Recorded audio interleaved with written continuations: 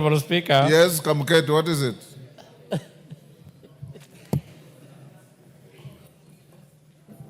Mr. Speaker, I just wanted to joyride on that statement. Before the chairman responds, I wanted to add something little. Mr. Speaker, one of the most shameful... On which statement? On the statement by the member for Bora. We have already gone past that. No, we are not now yet. He has not responded. He hasn't responded. I wanted to just add something. Go ahead. Thank you, Mr. Speaker. Mr. Speaker, I was saying, Mr. Speaker, that one of the most shameful acts for a member of parliament is to come and to pretend to give a response on behalf of the police to this house. Mr. Speaker, I think we have to find a way to avoid a member of parliament, whether he's chairman for security or whatever committee, to give a response on behalf of the police. Because we know, Mr. Speaker, there is so much that this member does not know. And when we are talking about security matters, we are talking about, most of the time, we are talking about loss of life.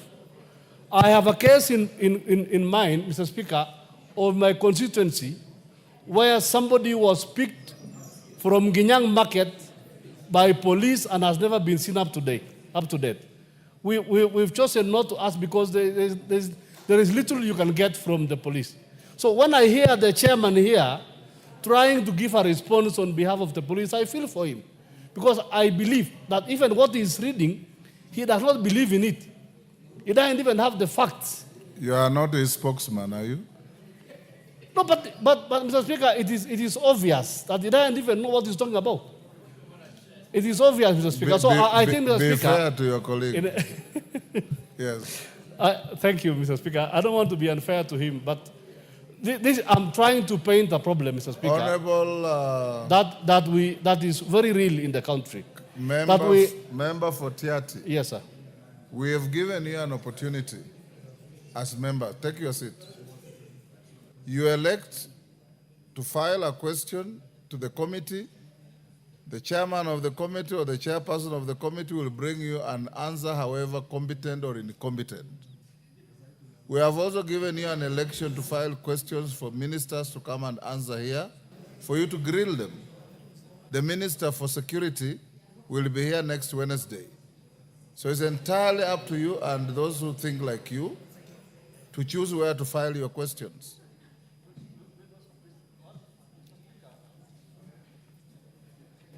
Yes, Kamket.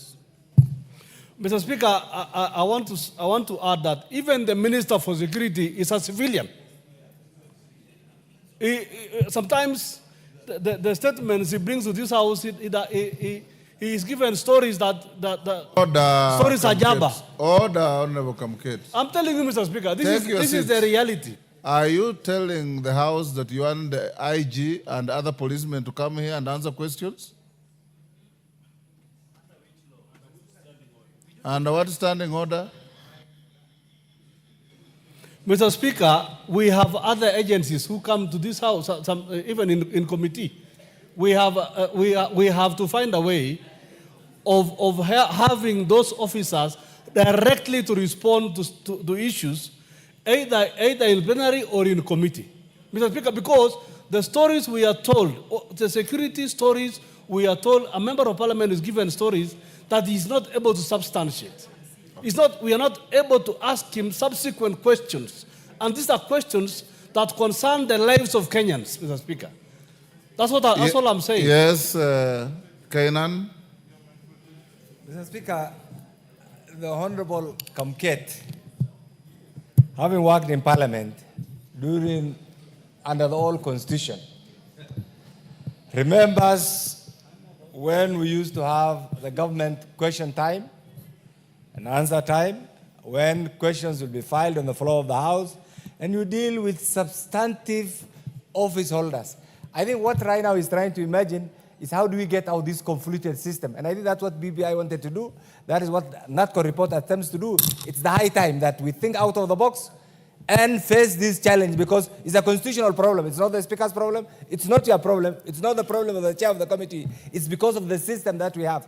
So it is the high time that we, as members of this House, think out of the box and bring back the glory of this House, so that the real business of running government is transacted in this House by the elected representative of the people of Kenya. And that is parliamentary system, and that's what everybody is yearning for.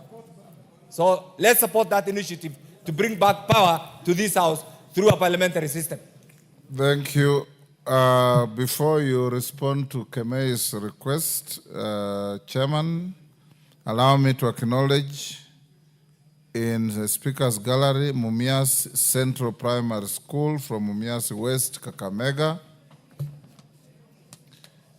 In the public gallery, we have Glorious Academy from Thika Town, Kiambu, Kapkwang School from Baringo, North Baringo, Kilel Stars Academy from Konoin, Bomet, Hoflo Junior Academy from Ainabkoi, Pasingishu, and Chepseon Complex from Kipkelion East, Kericho.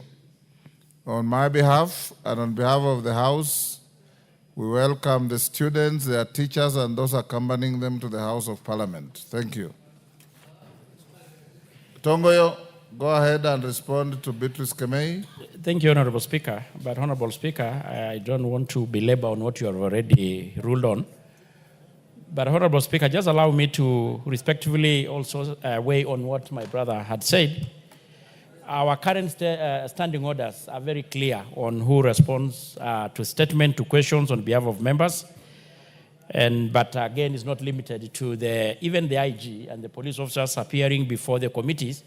And by then, we can have a session of interrogating issues that we need more deeper interrogation. So maybe, Honorable Speaker, the member may still have an opportunity, maybe through committee sessions. Honorable Speaker, on the issue of Honorable Kemei regarding the issue of GBV, the issue of gender-based violence, but maybe before, Honorable Speaker, just allow me, the Member of Parliament for Bura, you see, have just come to sit next to me. He's still having some issue on the response. And you remember we still have an unfinished business with the CS on appearance before the committee on several unresponded statements. And we'll probably consider having him appear if we get that opportunity. Kemei? Yes. Then continue whispering to each other. Yeah. So when he appears, you can still come before the committee. So on Kemei, she wanted to know regarding investigation into the escalating cases of gender-based violence in Kericho County. And I want to respond as well as Honorable Speaker, because I think she wanted the status of investigation into the reported femicide and GBV case in Kericho County, particularly the attack on Miss Mercy Chelagat and Miss Miriam Chelimo. And the report on the number of reported femicide cases between July, August, and April 2025.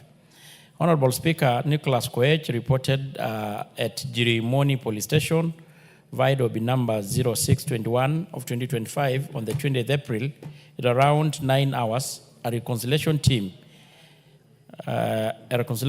arrived at his home from Lesirwa, Kipkelion village with intention to reconcile his daughter, Damaris, and her husband, Mr. David Kimtai. The two had a domestic dispute which had prompted Damaris to flee from her matrimonial home to her parents' home, David, who is the accused, and was accompanied by his kinsmen, Mr. Wilson Cheblagat and Pastor Samuel Mutai, while Nicholas was accompanied by his brother, Thomas Kibet Koech, and his son, Gilbert Cheboy. After the deliberation at around 15 hours, Damaris was invited to give her submission, and she declined to accompany her husband back to their matrimonial home. Enraged, David pulled out a knife from his jacket and stabbed her severally on the stomach. The accused also stabbed Gilbert on his abdomen after he attempted to restrain him. Their father, Nicholas, also sustained minor injuries, and neighbors who responded to the distress call subjected David to a mob injustice. All the injured persons, including the accused, were rushed to Kericho Referral Hospital. The accused was treated and discharged, while Damaris and her brother Gilbert were admitted and were later discharged. The investigating officers visited and processed the scene, recovered a knife which was kept as an exhibit, and further recorded statement, while P3 forms were duly completed. And the accused was arrested on the 26th April and arraigned before Tamu law courts on grievous harm contrary to Section 234 of the Penal Code. He pleaded not guilty on both counts. The court released him on a bond of Kenya shilling 200,000 or a cash bail of 50,000. The case was fixed for routine mention and hearing on the 26th May this year and June 23rd this year. The accused appeared before Tamu Law Court for a routine mention on the 26th of May. However, both complainant requested the presiding magistrate for the withdrawal of the case, having reconciled with the accused. The accused was subsequently acquitted and the case withdrawn under Section 204 of the Criminal Procedure Code on both accounts. Honorable Speaker, Bavin Serem, a nominated MCA, reported at the Grimoni police station via a mobile phone that Mr. Meshak Odida Juma assaulted his wife, Ms. Miriam Chelimo, on the night of the 2nd April this year at a Gate Point bar within Chirimo Trading Center following a domestic dispute on the 3rd April. The suspect took the victim to Jaramogi Oginga Referral Hospital for treatment, and unfortunately she succumbed to the injuries on the following day. Subsequently, police officers from the Kipkelion police station arrested Meshak Odida and booked him via OB 12-14-0425. Upon interrogation, he admitted that he had not reported the incident to the police, stating the funeral arrangements were already underway for a burial schedule on the 16th April, and our parents' home in Chesgot, Kunyak, within the Kipkelion sub-county. The suspect was presented before Kericho Law Court on the 15th April for custodial orders and was later arraigned for plea taking on the 23rd. Honorable Speaker, on the report of the number of reported femicide and GBV cases between the month of July and April this year, are stated as follows. On the number of the femicide, there were two cases reported, all pending before court. The rape cases were 9, 7 cases pending before the court. Gang rape cases were 3, all pending before the court. Sexual assaults are 2, all pending before the court. Defilement were 77. All cases, this is very alarming, cases are pending before the court. Attempted defilement are 2, accused convicted. Grievous harm are 3, all pending before the court. Honorable Speaker, all reported cases of femicide and gender-based violence in Kericho County has been thoroughly investigated, with several cases currently pending before the competent court of law, while others have already been concluded. The government remains fully committed to upholding the rule of law and ensuring the timely, impartial prosecution of all reported cases. Effort continues to be directed toward eliminating procedural delays, protecting the right of survivors, and holding perpetrators accountable through a victim-centered, right-based approach. And limited arrest, Honorable Speaker, prosecution in Kericho cases is subjected to the low level of community sensitization, which has resulted in the victim being prosecuted by members, pressurized by the members of the public to resolve cases privately with the perpetrators. The limited cooperation from the members of the public in assisting the police to trace, apprehend suspects, many of whom go into hiding after committing the crime. Survivors of the GBV often face societal stigma and are blamed for their victimization, which deter the victims and the families from reporting the victims. I submit, Honorable Speaker, signed by the CS Interior, Honorable Kipchumar Mokomen. Thank you, Honorable Speaker.